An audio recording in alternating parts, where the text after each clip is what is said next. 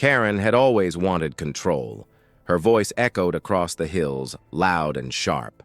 She didn't like the idea of animals, fences, or freedom. Not unless she approved it.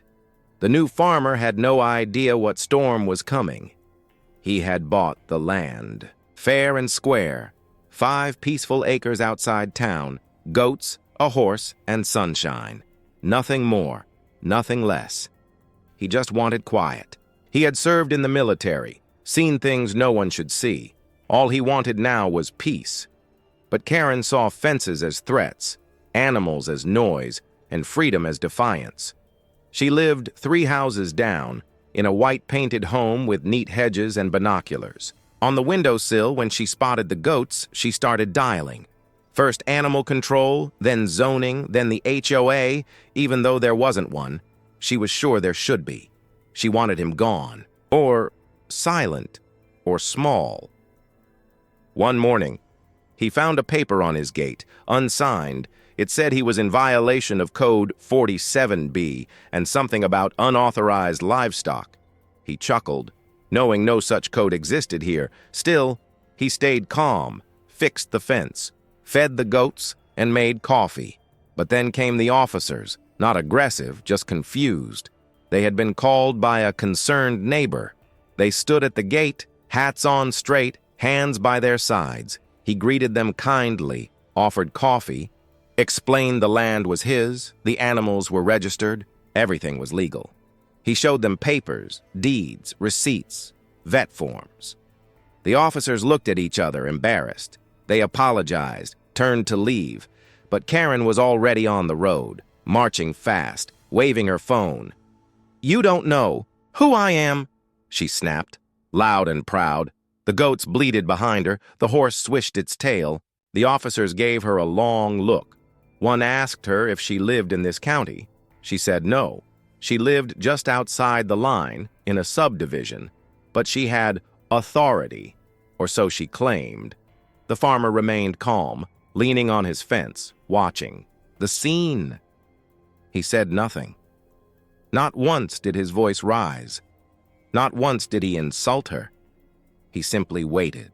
The way the wind waits before it changes direction, Karen yelled about health risks, noise pollution, goat smells, but the officers interrupted, gently but firmly, reminding her she had no jurisdiction here. She was not part of the township, not part of any board. She had no authority, no code, no claim. She froze, blinked, then tried again, saying something about neighborhood integrity.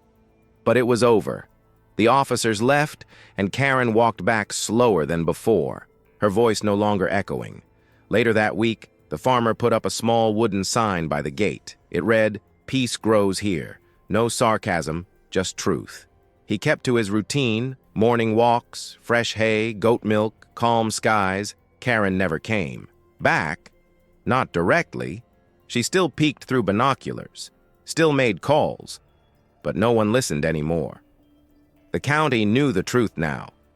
The officers knew too, and on some mornings, when the mist hung low and the goats bleated softly, the farmer stood by the fence sipping coffee, smiling quietly, not out of pride, but out of peace, because he had won, not by fighting, but by standing still and being right.